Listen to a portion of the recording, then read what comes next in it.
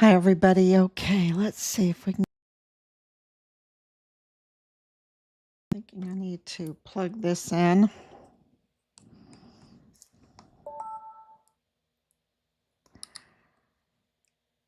So there's good news and bad news, right? There's good news and bad news. Um,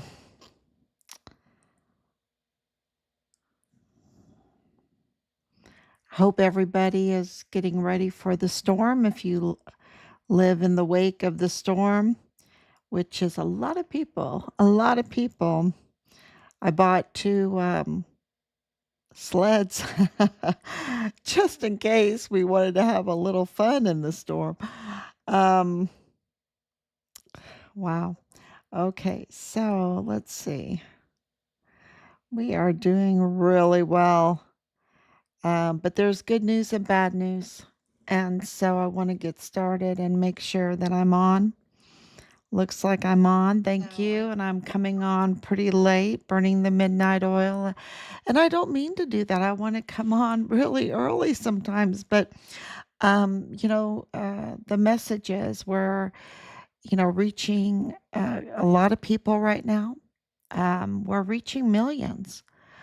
Um, absolutely millions. I think in the last 30 days, 28 days, it was over 6 million people. So we're reaching millions of people, and that's thanks to you. Thanks to you for sharing. We really, really appreciate it. This is day 2002. I believe it's 2002.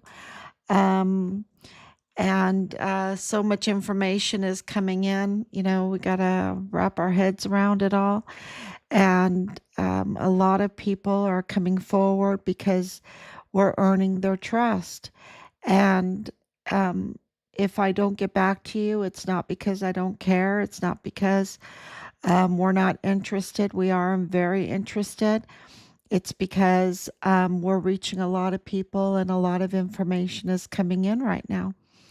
And of course, our number one goal, besides glorifying God in everything that we do, and I really mean that, I'm very sincere with that. That's our number one goal, is to repatriate our son's remains because we know that they have them and that we know that they are in Mexico and they're partial remains. We know that also. Um, and we want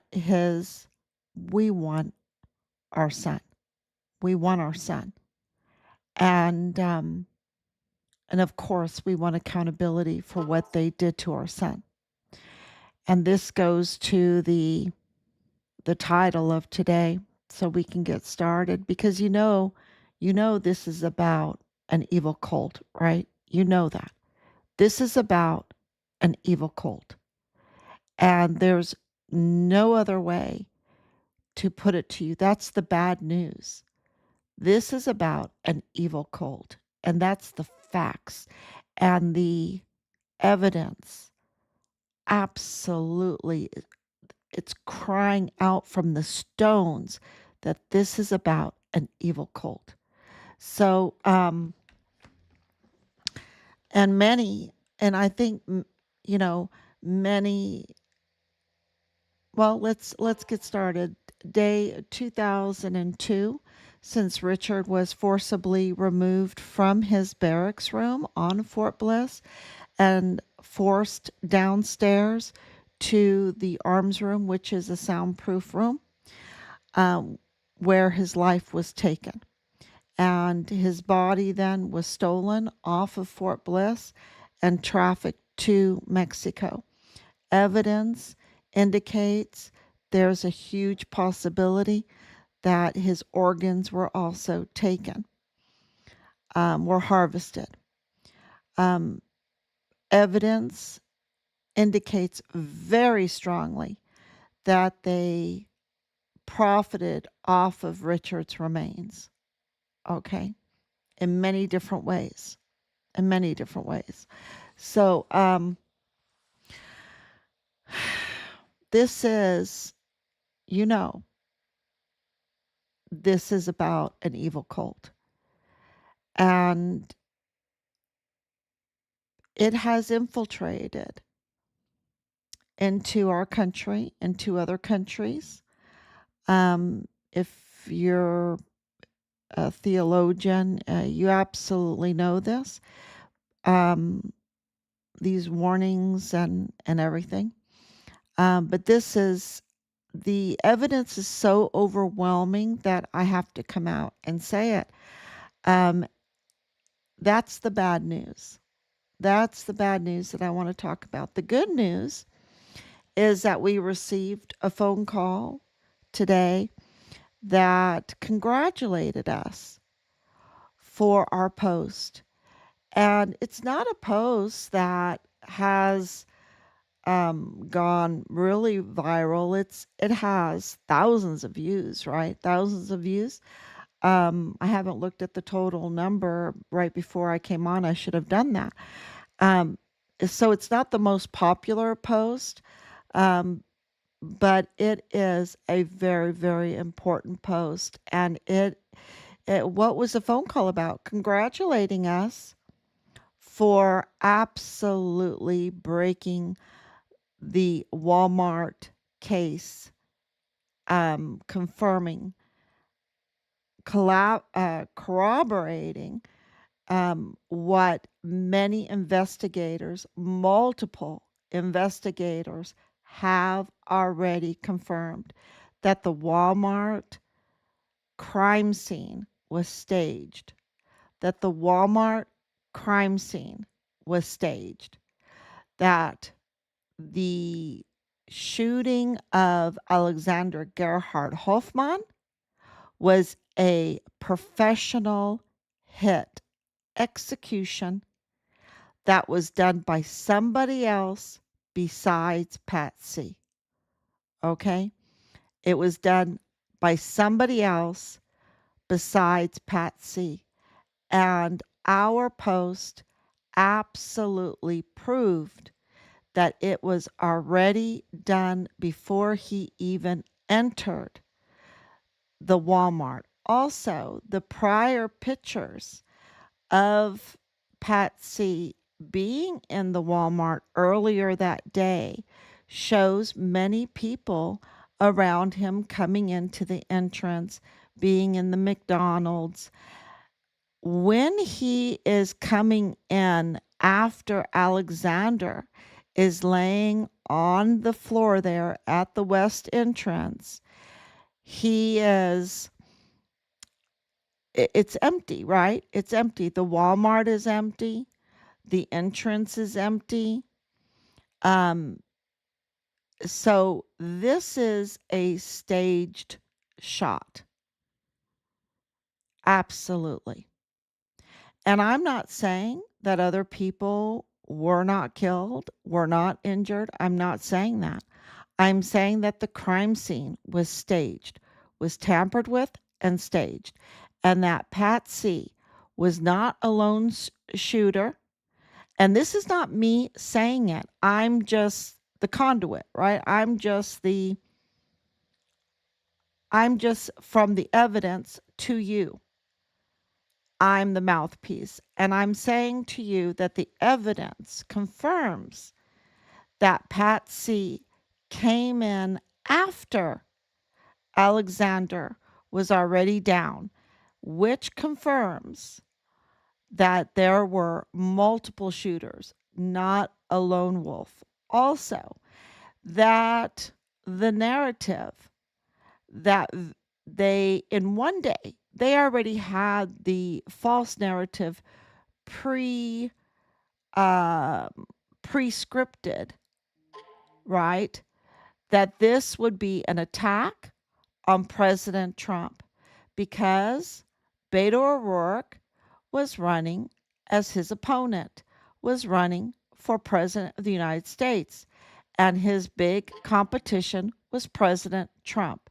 This script was pre pre-drafted before this whole thing went down because the evidence shows that within hours they had the lone wolf, the white supremacist, the Trump is at fault. It's Trump's rhetoric. And who was pushing that?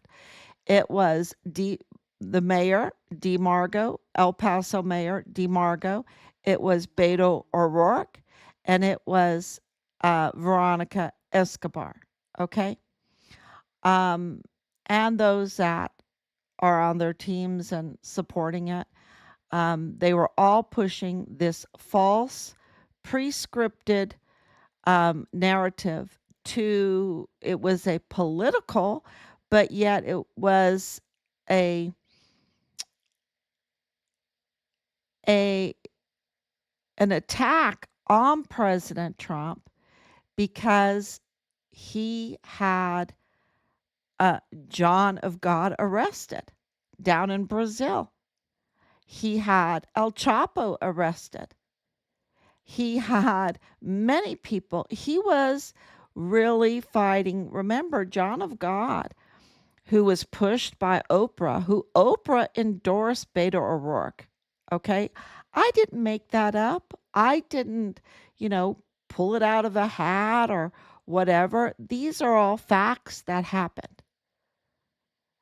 That Oprah was pushing this John of God cult leader, that Oprah was pushing Beto O'Rourke, that and that both were up to no good because don't forget, I've been reporting on it. This fact that La Diabla, who was running, and she was arrested recently, right, for running a. I'm all tense because this is so evil, right? This is so evil what I'm talking about because it's a cult, right? You know, it's a cult. Um, because La Diabla was training these 16, 17-year-old girls to perform illegal C-sections on pregnant young women that they had targeted and promised jobs to and everything. And they wanted their babies and they wanted their organs. And these women ended up not being alive. Okay, not being alive. Um, if the babies survive these illegal C sections, then they were sold to the homosexual community in the United States. This is a black market operation. This, what happened down in Brazil, um, yeah, it's just so awful. It's so awful. And I will tell you that in Ireland, something happened while we were living in Ireland um, that made me understand that there is satanic worship going on. This is years ago. And this is also during the time of the Hampstead children. I don't know if you know about the Hampstead children, but I do because I was living in Ireland and this happened in London at Christ Church. And, there's a lot of controversy around that case um, about the children's witness testimony. It is so disturbing. It is so evil. Um, and I wish that I could just hide that, just take it out of my brain, that whole that whole case, just take it out of my brain. But reading through um, Oprah's connection with John of God and what he was accused of and then convicted of and is now since 2025, right, in prison, and there's still some appeals going. But this all happened, he was arrested in 2018, November of 2018, so late in that year, 2018. So this has been going on, and He has gotten a lot of protection, right? Something that's not afforded to our volunteer sons and daughters, right? Like Richard was begging to be transferred, to be deployed, to get um, out of his unit and out of El Paso, and being a whistleblower and being under whistleblower protection, and he was not protected. Okay, he was absolutely retaliated against all the way up through his chain of command that led, and even into the intelligence community, because the FBI, the assistant special agent in charge, who has been there longer than most of the longer than just about all of the special agent in charge, but Connell Wetton is the one that leaked our son's name to the cartel, and cartel meaning the military connected cartel that retaliated, that led to our son's brutal murder. And so, you know, this is really a cult, y'all. It really is a very evil cult, because it connects this pipeline to um you remember how I would say that the breach in security on Fort Bliss was on purpose. And it is. It's on purpose. And the breach of security in the barracks is on purpose. Absolutely. And this is the micro breach of security, right? Because what they want to do is compromise the soldiers so that they can traffic their fuel. They can bring in a 14-year-old girl or maybe younger into the barracks and film it and compromise them, and maybe even with some drugs, but really it's with the girls, and it's sexual.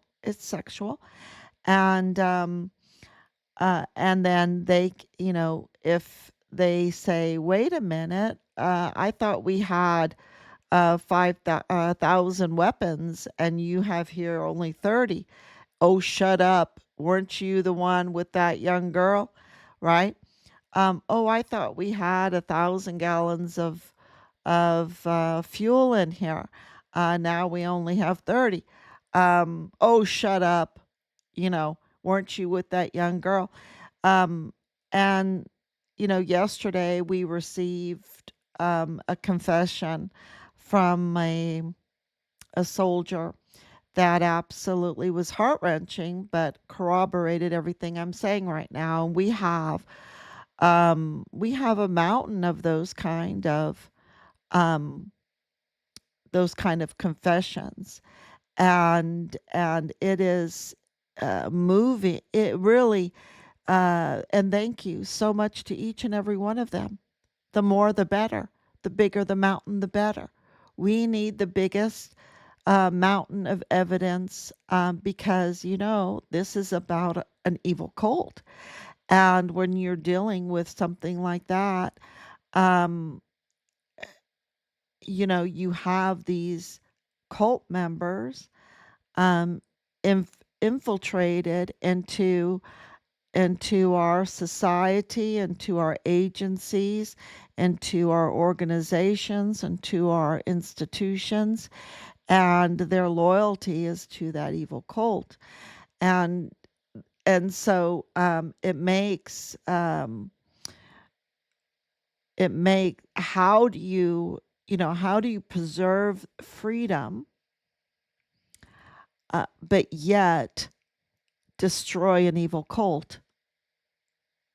How do you do that? How do you hold them accountable, um, and preserve freedom? It requires a lot of evidence, a lot of evidence. So to make one hell of an argument against the cult. So, and I'm talking about a legal argument. right? A legal argument, because we do want to do things legally by the law, and um, because, it's not ours to avenge. We can't, eh, as God says, but we have to establish justice. So it is really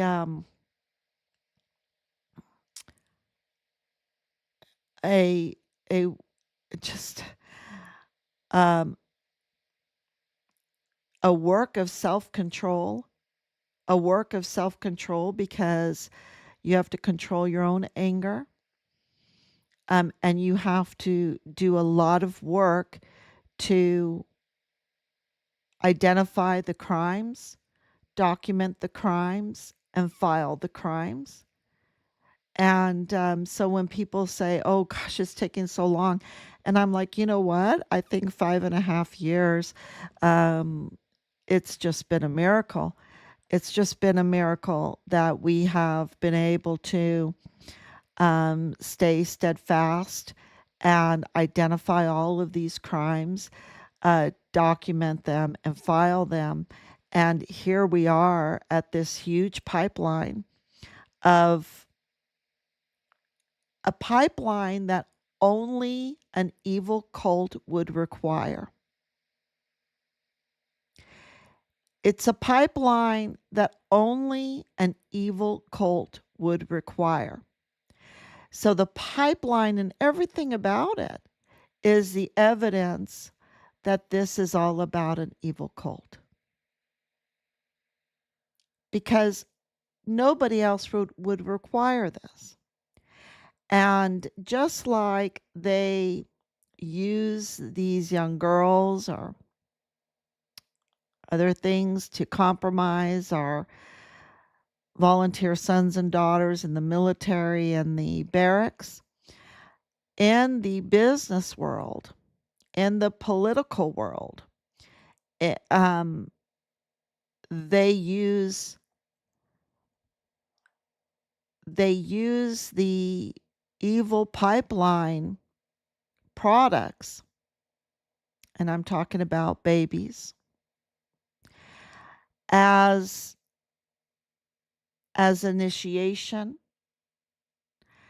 as a gate, as a compromise, um, as um, a tattoo on their spirit,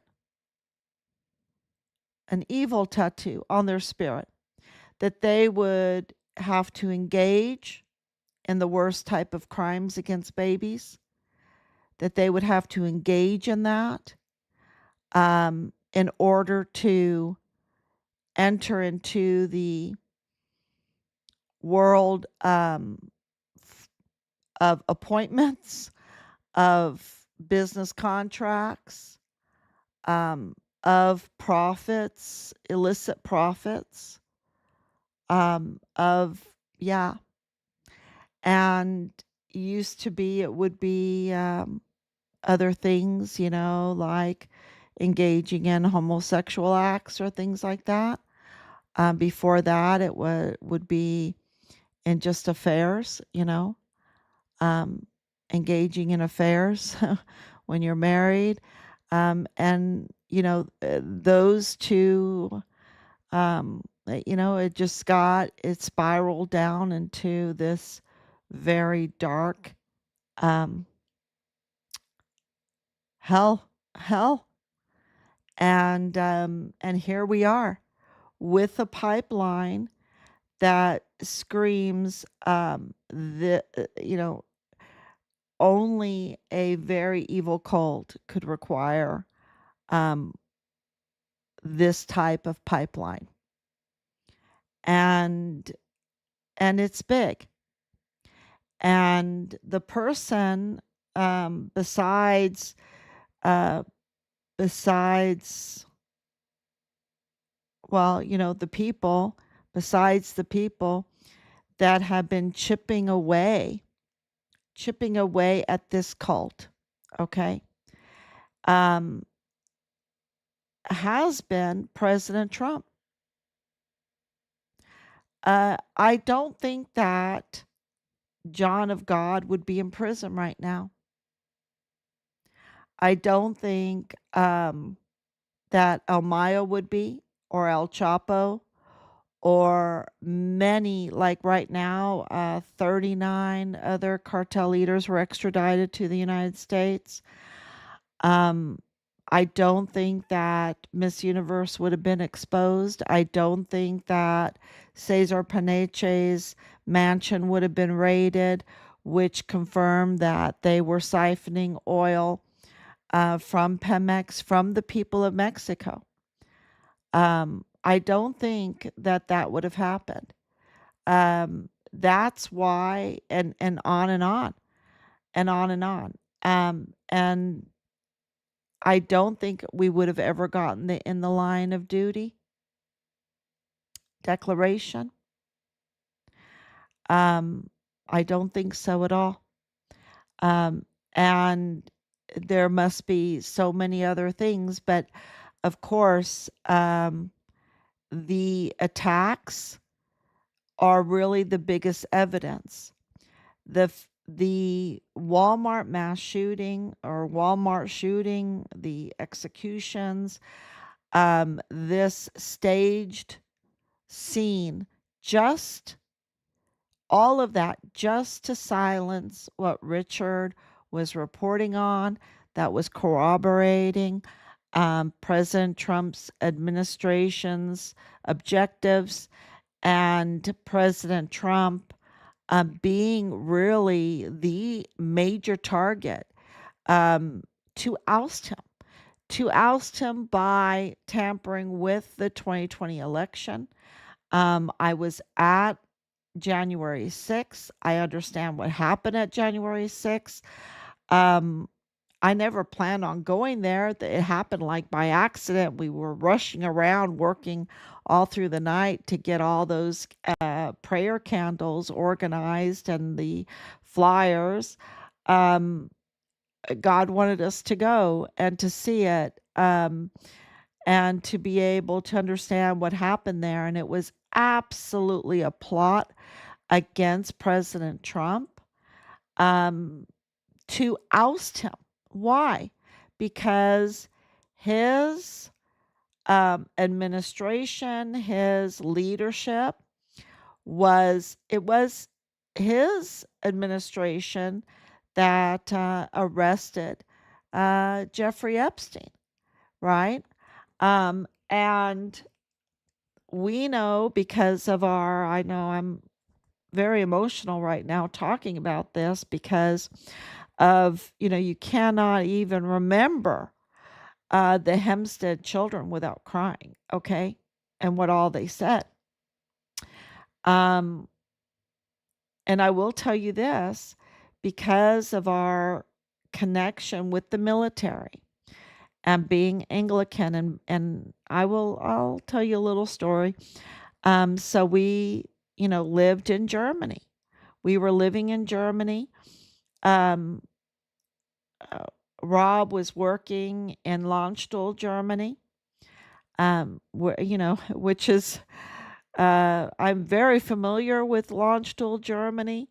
Our second daughter was born there, and my mother is from Pirmasens, Germany.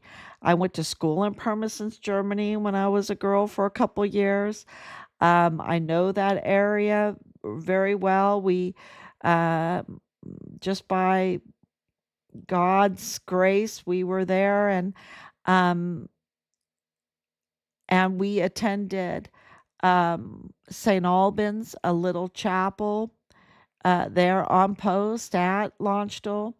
And it was a very little chapel, okay, a little chapel, and we're a very little congregation, Episcopal congregation there, but very close knit.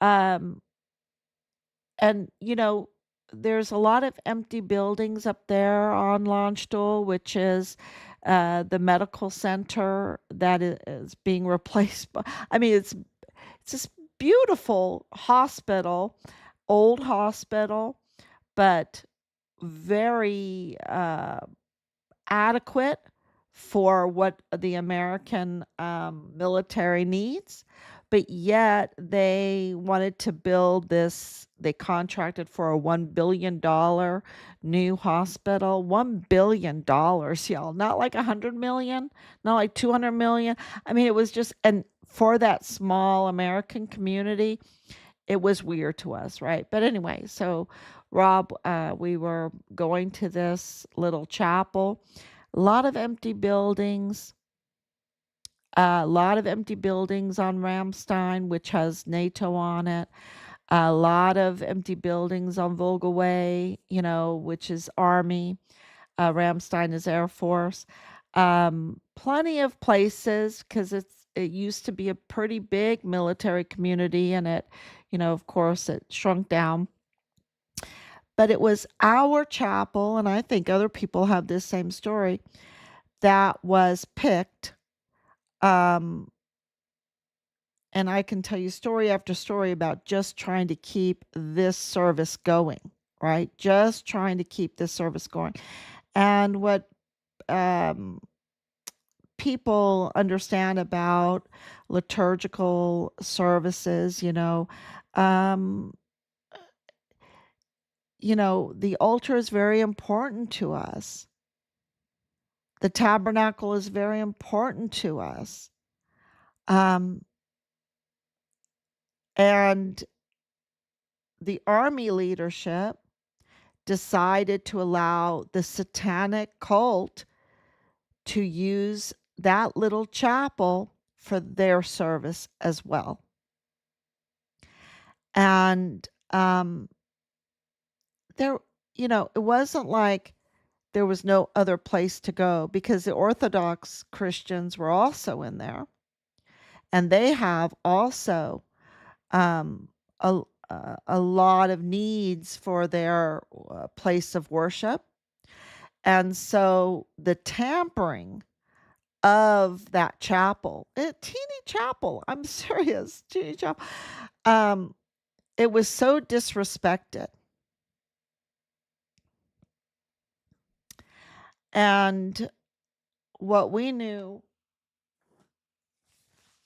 was that something very dark had taken our military. And that was probably the number one reason why we didn't want Richard to join the military. Because a very dark cloud. Because, as we are tolerant, they're not tolerant for us.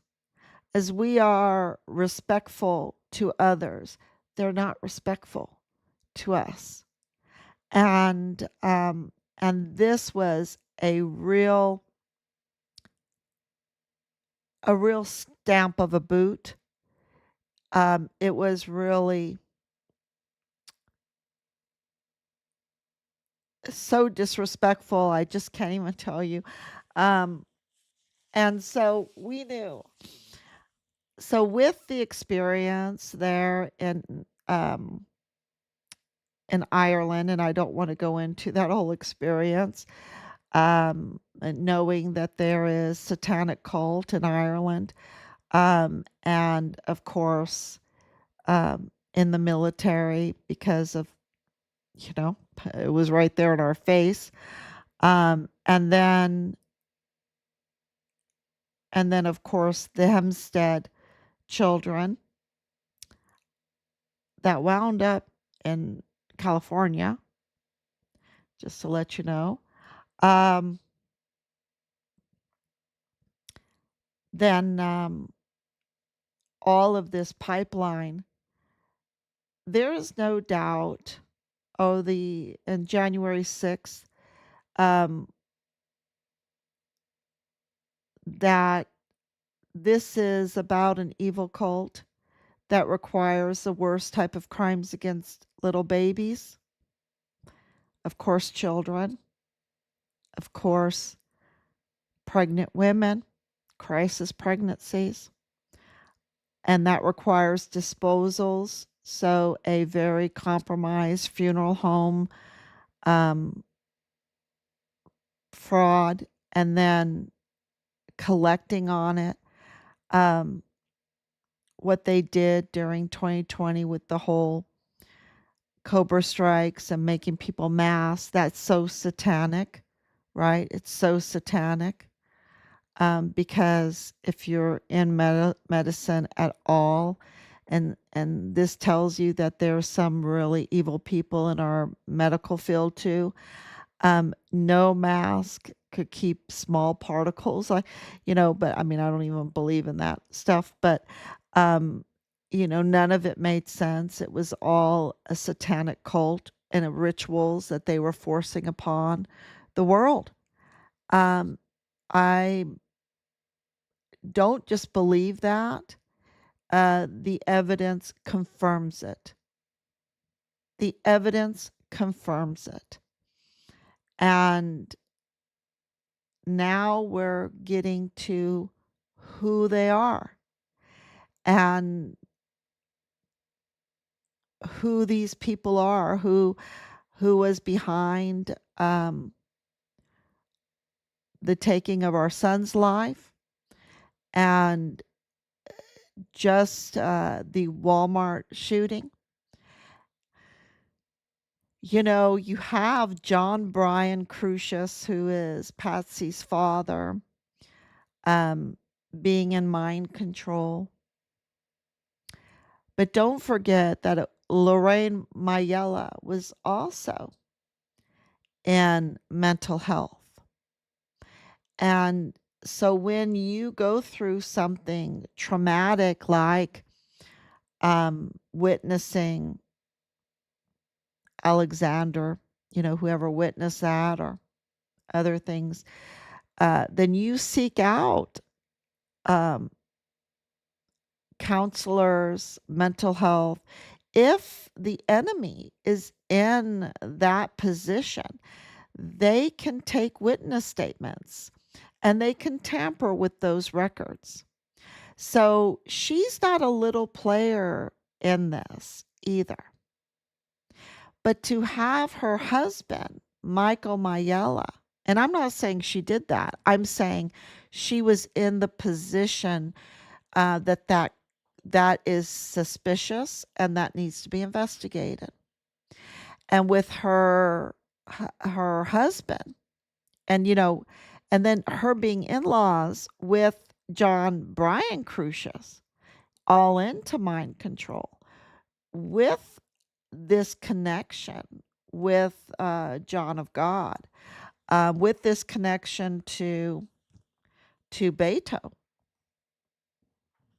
O'Rourke, and with Beto O'Rourke's connection with La Diabla and with Oprah, who was not just liking John the God, she was promoting him.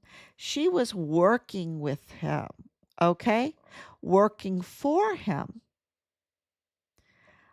for his whatever. Uh, so this is really something that, doesn't happen by coincidence. This is documented.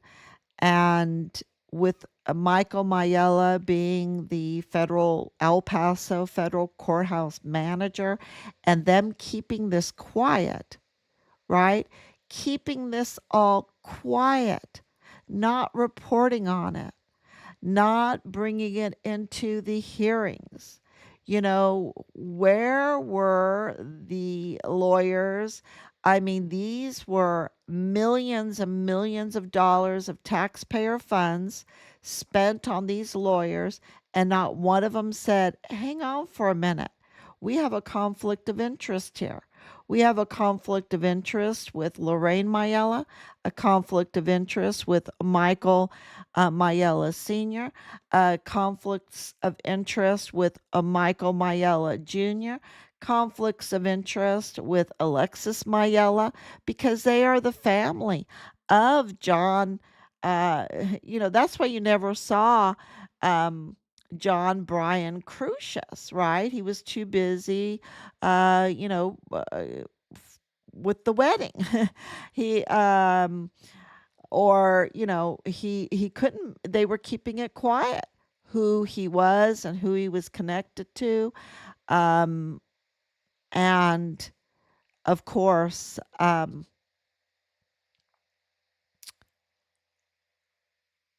where that would all lead. But where were the lawyers saying, hold on a minute, we have a major conflict of interest here and we have a false narrative? Patrick Crucius is not randomly, he did not randomly select El Paso. This is very clear that he has total support in the law enforcement, in the healthcare, in the prosecutor's office, in the body of the investigators, because the FBI was investigating and he was a cybersecurity tech trained hacker in the FBI there in El Paso. Michael Jr. was, and also at the Walmart cybersecurity, he was there working. So, um, eh, you know, eh, where were the lawyers? Where was the press? Because the press knew, because it was from the little hint in the press that was easily buried. But because of our son's case, we're uh, we're looking for things differently. And really, by the grace of God, you know, we learned about this. We learned about this. And so, really, if it wasn't for Team Find Richard Halliday, the public wouldn't know about the Mayellas. They wouldn't know. And it's huge because it just um, corroborates what the people already know. And that is that something really stinks when it comes to what happened at the Walmart, what happens in El Paso, and that they're covering up for the cartel criminal trafficking that's connected to the military and has this common denominator of a Mormon faction, and all together it is all about an evil cult.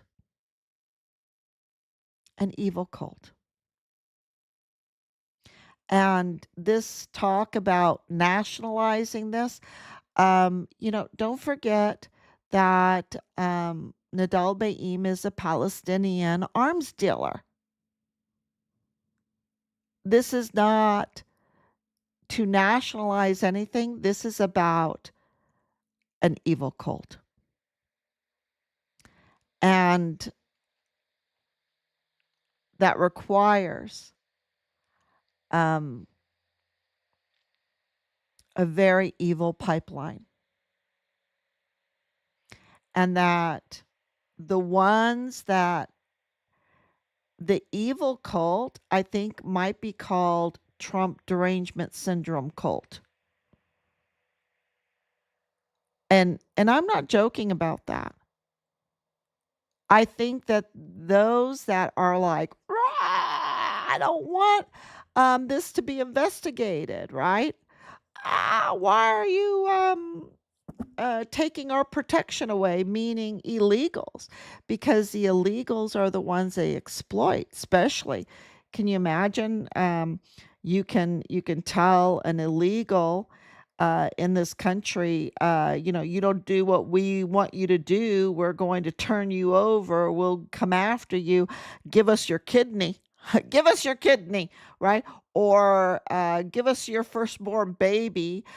Give us your, um, they can just exploit, give us sexual favors. We know that by sorority. Um, but, this is what the evidence is showing, that these millions of people that they brought into the country um, are just being exploited by this evil cult. And are some of them criminals or whatever?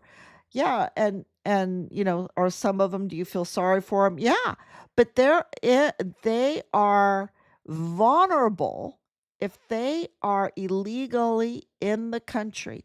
They are vulnerable to be victims of this evil cult. They need to be deported. They need to fill out the paperwork, and now the whole thing has been so ruined for so many of them that when they're deported, they're going to have a hard time coming back, right? They're going to have a hard time because the scrutiny is so much more, so much more. And because so much damage has been done with the bad intentions of letting out prisoners to join them.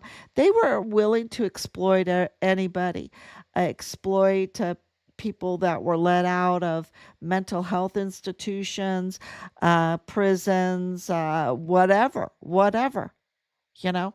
And they were just making so much money off of the exploitation of illegal immigrants, um, illegal migrants, And Beto was down in Venezuela, telling them how to avoid legally, how to avoid or how to, become an illegal migrant in this country.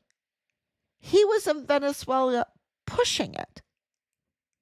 So, this evil cult absolutely profits off of exploiting illegal migration. And this kind of pipeline, uh, you can only explain it um, with the need of an evil cult. So I hope that makes sense. My mother, she got her citizenship in El Paso. I've told this story before. Um, we are a totally for melting pot and all of that. We're Americans, right? But doing it legally so that it protects the people in this country. They have to be protected, and they are targeted just like our volunteer sons and daughters are targeted in the military to be exploited, to be very, very badly treated. So that this evil cult, I guess, can um, that they can siphon the fuel, steal the weapons, the ammunition, the car parts, even Humvees, that they can just um, commit the most egregious crimes with impunity. And I would be really, really bad if I didn't absolutely put an exclamation on the 500,000 children that were trafficked through Fort Bliss on taxpayer dime. And the worst type of things happened to them in this emergency intake center, which is far different from what's going on right now. This 500,000, and that might be a low number in like what, 2 years, right? A little over 2 years. And where are they? And they're saying, "Oh, we have found some." Well, I hope that they're old enough now that they can be witnesses, that they can sing like birds about what was going on in that emergency intake center, because our witnesses, it was bad. It was very bad. And that does not show. These are unaccompanied minors. Unaccompanied minors. And there wasn't a peep out of anybody about what was going on there, meaning this evil cult. And now, um, yeah, you know, I hope everyone knows what I mean. I hope everyone knows what I mean. So let me read the comments. Thank you, Laura, for coming on. Thank you for all your prayers and your love. And Danielle also, I know this is really emotional. It's emotional for me because Richard was reporting on it. He was reporting on what they were doing with children. He was reporting on the military's ties to the what happened there at the Walmart. Okay, and in the mall, and in the mall. Don't forget about the mall. And there's another location. Okay, because don't forget, this scene was staged. The death is real. The scene was staged, and there people are singing, and we got this huge congratulations today, right? This congratulations, you you did it, you did it, you broke this, that the Walmart scene was staged, and uh,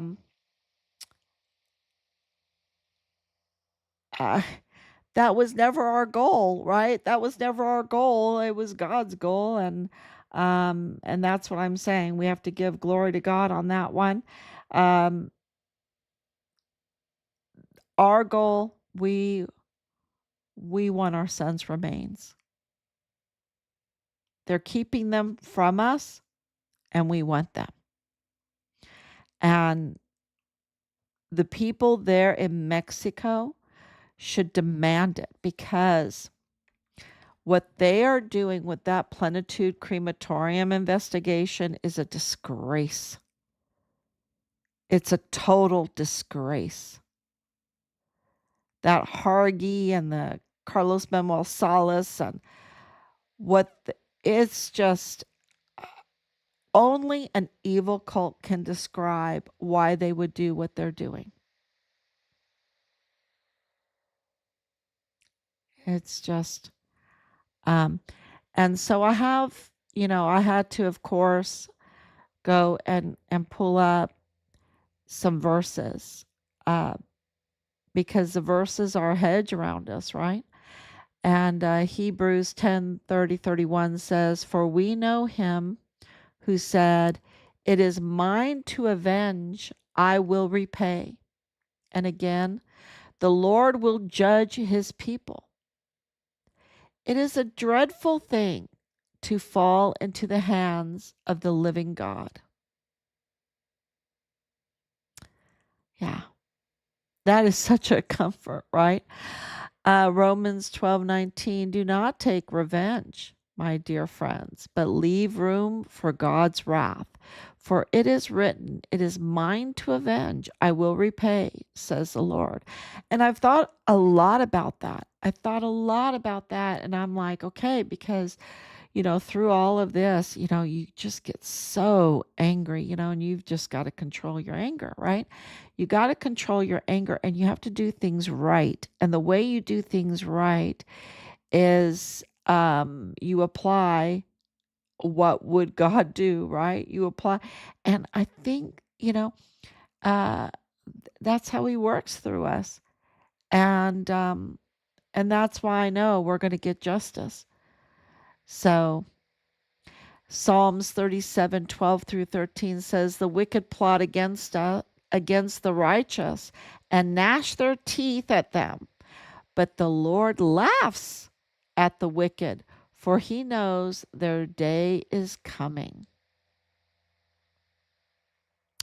And Isaiah 54:17 says, "No weapon forged against you will prevail, and you will refute every tongue that accuses you. This is the heritage of the servants of the Lord, and this is their vindication from me, declares the Lord."